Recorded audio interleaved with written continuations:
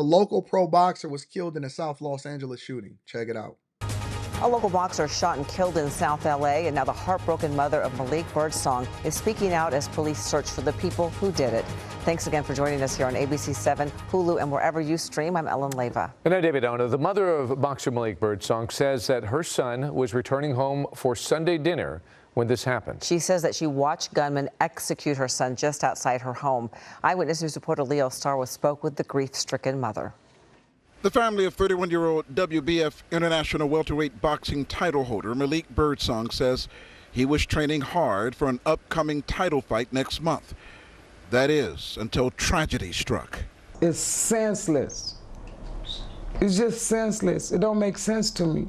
Zanya Birdsong left traumatized after she says she witnessed gunmen execute her son Malik just outside her South LA home late yesterday afternoon, just before 5. I don't know how to process it. He's a triplet. I lost his other 2 brothers at birth. He survived it. It's like I'm numb. Zanya says her son came home to join the family for Sunday dinner, and before he could even get out of his car, gunmen drove up and started firing at him. She says her son exited his vehicle and took off running, and the gunman followed close behind him, shooting. She says her son fell to the ground on the side of her home. The gunman stood over him and executed him. With her eyes closed, Zanya speaks to her precious boy. I love you. I just love my baby. I love my baby. They murdered my child in front of me. In front of me. Who does that? Police say 2 gunmen shot and killed Malik and took off in a getaway car. Police searching for the shooters and a motive. Malik's family says he was not a gang member or a troublemaker. They say his passion was boxing and helping the less fortunate. We'll pass out food and ask homeless people, the less fortunate, what size you wear, are you hungry? And then he would sit with them and talk with them and ask them what happened. As for the gunman who murdered her son, I don't wish death on nobody. Not even the ones who murdered him. I don't have it in my heart to wish death on nobody. That's not me. Hello, I'm Mark. That's crazy. That's insane. I'm asking the same questions that y'all asking inside of the chat. What the hell is he involved in? Because see, that's not something that's off of opportunity. You know what I'm saying? Like you getting carjacked and then somebody winds up killing you as a result of the carjacking because you tried to fight back and nothing like that. That's not that. This is something like this is personal. Whatever it is that's happening, and I can't speculate, but this is personal. Y'all got to learn to remove yourselves from certain situations.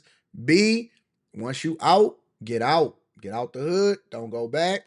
Don't go to see what's going on. I don't care if it's 20 years later. I'm never going back. I'm not interested. That's insane. Jesus Christ. Well, prayers up for the family. I hope that everything is better for her, but gosh, that is very, very bad. Next up, Tim Pearson, top aide to Eric Adams. Obviously, we know that Eric Adams is fighting indictments and charges and all of that stuff. He's out on bond. But Tim Pearson, who is basically one of Mayor Adams' top right-hand people, resigned, right? Just yesterday. Just days after Mayor Adams was indicted on corruption charges, one of his closest aides has resigned. Timothy Pearson is the 5th senior member of the administration to announce his departure in the past 3 weeks. Eyewitness News reporter Phil Tate, live at City Hall with this very latest development. Phil, good morning. Yeah, Charlene, good morning. It's been less than a week since Mayor Adams was indicted on federal charges, and the spiraling crisis inside City Hall continues. Well, this is the now 5th member of the Adams administration has turned in their letter of resignation, this time coming from Tim Pearson. Well, this amid federal probes taking a good look at Mayor Adams' inner circle, including the mayor himself. Now, Pearson had served as a senior advisor on public safety to the mayor, a former high-ranking official in the police department. Now, he's been named in multiple lawsuits as he's currently under investigation by another city agency for his role in a brawl at a shelter for homeless migrants. Now, the FBI had seized his phone a month ago and served him a subpoena. Now, Pearson added to a list of resignations from Adams' camp from former Police Commissioner Edward Caban, Schools Chancellor David Banks, Chief Legal Advisor Lisa Zornberg, and Health Commissioner Ashwin Vasan. Now, later this morning, we expect to hear from the mayor here at his weekly Q&A, but this time inside the City Hall rotunda. It appears there'll be a different look than what we're used to seeing, with reshaping top leadership with this recent resignation. Now, yesterday, Governor Hochul, who has the power to remove Adams from office, says she's giving him the opportunity of riding the ship and instilling the confidence to move forward. Let's take a listen. The operations of government, as someone who's been in government for 30 solid years, I know what functioning government is and looks like, and I'm making sure that I see that through the eyes of New Yorkers, that their lives are not disrupted by this. I got a good team, and the team has been sitting down. We're very conscious of the moment that we're in. We're not, our heads are not in the sand. We're very conscious of the moments that we're in and what we must do moving forward to continue the success that we had. She don't want the burden and the responsibility of being one of the very few people that had to remove a mayor, a sitting mayor from office. That's all it is. It's just optics and it's politics.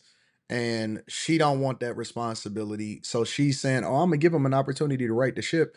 Ain't no writing the ship because he's already went against the establishment and he spoke negatively about the migrant crisis and how it was affecting the city. And we don't actually get to a part of the migrant crisis because Brandon Johnson actually just signed a new $100 million contract for a staffing company, even though the city is facing a $1 billion plus budget shortfall. But we're going to get there because some people play well with the establishments and others don't. Don't worry, I'm taking notes the whole time. So, yeah, one of his top aide, another top aide fallen victim, fell on their own sword.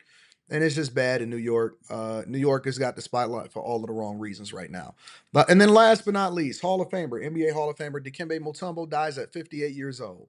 We have some sad breaking news from the world of sports. Legendary NBA player Dikembe Mutombo has died at 58 years old.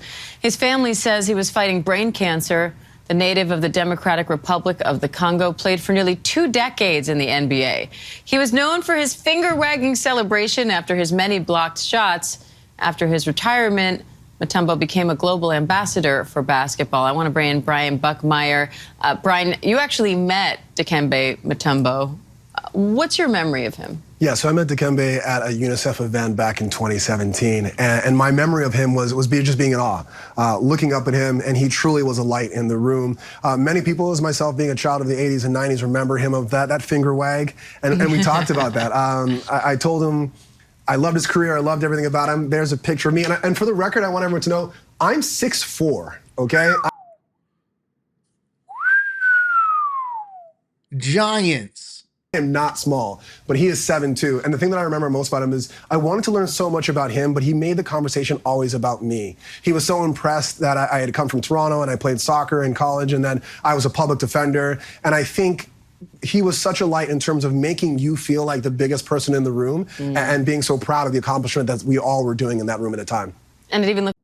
That's unfortunate. You know, sometimes I think to myself, when these guys, because Dikembe Mutombo, it's not like, you know, he was a heavy set guy or anything like that. He's been an athlete his entire life. Uh, Outside of, you know, all of the alleged hoes that he had. I mean, he was an NBA player. Who wasn't gonna have hoes as an NBA player, right? But outside of that, I mean, it seemed as though he was a good person and that he lived a relatively normal life and then that he didn't get involved in anything. And the fact that he died at 58 years old, he wasn't even 60. I wonder if, and maybe the chat can let me know, because you know the chat is the co-host of my show.